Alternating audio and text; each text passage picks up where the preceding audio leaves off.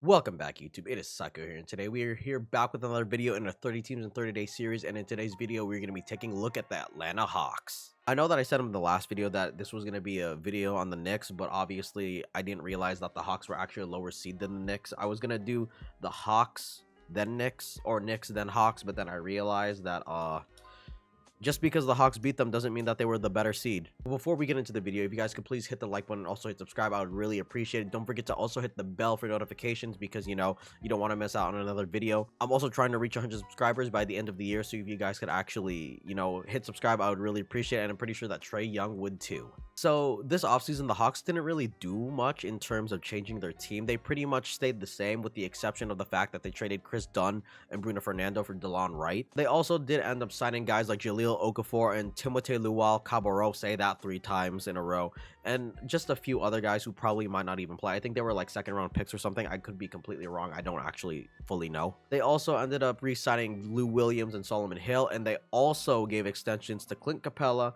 John Collins, and Trey Young. In the draft, the team selected Sharif Cooper, so yes, the Hawks finally drafted a backup point guard for Trey. Too bad that they have DeLon Wright, who's probably going to end up taking most of those backup point guard minutes. Y'all should have taken Tyrese Halliburton last year, but obviously y'all didn't, so I mean, I guess you guys have an actual backup one that you drafted and also have on the team now that you traded for. As for this team's starting lineup, I actually don't really see it changing from what we saw last year. So we're probably just going to see something around the lines of Trey Young at the 1, Kevin Herter at the 2, DeAndre Hunter at the 3, John Collins at the 4, and Clint Capella at the 5. But obviously, I do think that Kevin Herter and Bogdan Bogdanovic are actually interchangeable in that starting lineup. Same thing with DeAndre Hunter. It just really depends on what the Hawks want to do. Off the bench, I see DeLon Wright, Lou Williams, Bogdan Bogdanovic, Danilo Gallinari, and Gorgui Dieng pretty much getting backup minutes. Gorgui Dieng instead of Onyeka Okongwu because Okongwu is actually injured right now. Trey Young really shut my hating ass up. Yes, I am a Trey Young hater, or I was a Trey Young hater the last few years, but he really shut my ass up this last year. It was mostly because of his shot selection, but honestly, even though, yeah, sometimes he does take some questionable shots, he still somehow makes them.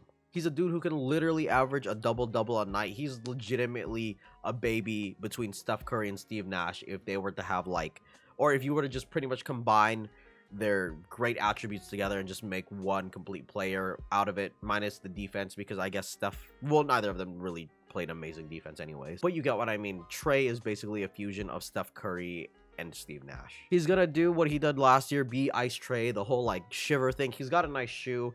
My only problem with him, which I think everyone's problem with him, or at least a lot of people's big problem with him, the man literally couldn't even guard a graveyard. Like, goddamn, I feel like if he were to even do that a decent bit, then I mean, his game would pretty much be complete in a way, or at least like it would be on the trajectory to being more complete if he just played any sort of defense. But I mean, the man is 6'1", so I mean, what am I going to expect from him? And also his drawing of fouls. Kevin Herter showed his whole ass off in the playoffs last year. He was literally killing it out there. I mean, John Collins even said like, yeah, you know, and sometimes we call him Kavon.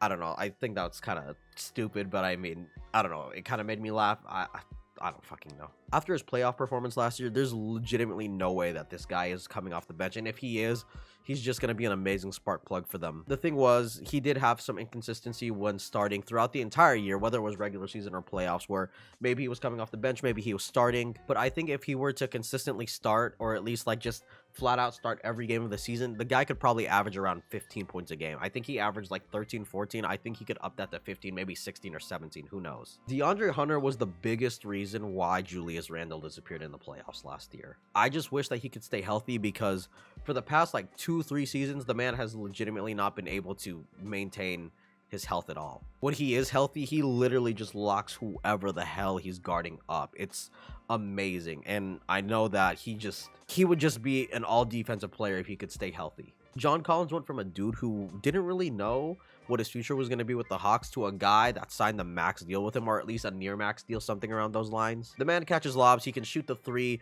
He doesn't play defense in the regular season, but apparently he can play defense in the playoffs, where I guess it does matter. But please, John, play defense in the regular season too. I'm begging ya. But like, I'm a big fan of John Collins. I think he was actually one of the most underrated picks a few years ago when he was drafted. Them Wake Forest boys are really built different, aren't they? Well, aside from Jeff Teague, but I mean, yeah.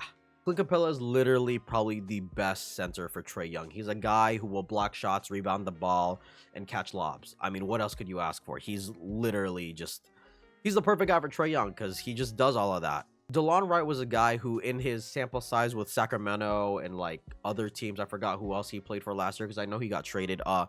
He was averaging like a steal and a half. So I think he'd be a nice sharpshooting dude who can steal the ball, play defense better than Trey at least, and just take some pressure off Trey Young because God, that man, it just feels like he's always on the court. When Lou Williams was on the Clippers last year, he did not look good at all. And then all of a sudden when they traded him to the Hawks for Rondo, that's when he decided to just, hey, start thriving. Maybe it's because Magic City is in Atlanta and maybe he got the right motivation. I don't know. I don't know what's in those wings. I don't know what's in Magic City exactly. I mean, I do know what's in Magic City, but maybe him being in Atlanta is the perfect place for him. Bogdan Bogdanovic is a guy who literally looks 18 but is really close to hitting his 30s. He was a really good acquisition by the Hawks last year. My only problem was he barely played because he had like this really bad ankle sprain, so I mean that pretty much took him out for a majority of the season. But he is a guy that I'm looking at to get a lot of minutes, especially he might end up going into a starting spot if DeAndre Hunter isn't healthy enough. He does a little bit of everything for this team. My only problem is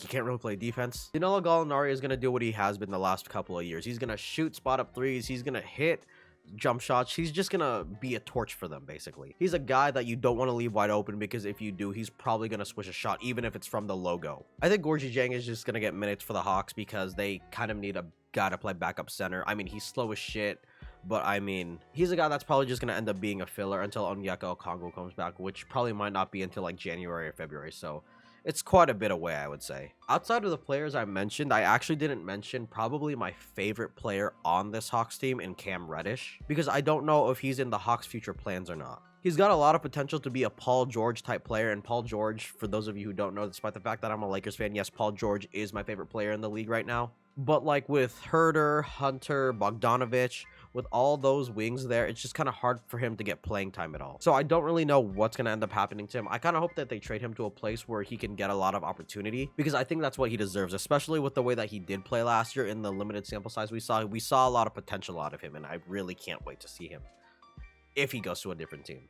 As for this team's record, I'm expecting them to probably be a 5th seed again. And I don't really think that's a bad thing at all. Yeah, they did make a couple adjustments here and there by getting a guy like DeLon Wright and stuff. So maybe, especially after their playoff run last year, maybe they could actually jump to a top 4 seed. I don't know if they'll be a top 3 though, because I do still kind of think that there is 4 teams above them, but I don't really know. There could be only 3 teams above them, depending on how they play. I don't really know if they're going to be kind of the way the Heat were last year, where they went on this amazing run that no one really expected, and then all of a sudden the next season they just don't perform like they did last season. I really hope that isn't the case for them. But what do you guys think? Do you guys think that the Hawks are going to end up trading Cam Reddish? Do you think that he's going to get opportunity somewhere else, or is he going to stay with this team? Is this team going to be the same seeding as last year, or are they going to make a jump and, kind of show that, hey, that playoff run wasn't a fluke? Let me know in the comment section down below. Anyways, guys, thank you guys so much for watching. I hope you guys enjoyed the video. Please rate, comment, and subscribe for more content. My name is Saiko, and I'll catch you guys in tomorrow's video for this time, my 30 teams in 30 days on the New York Knicks.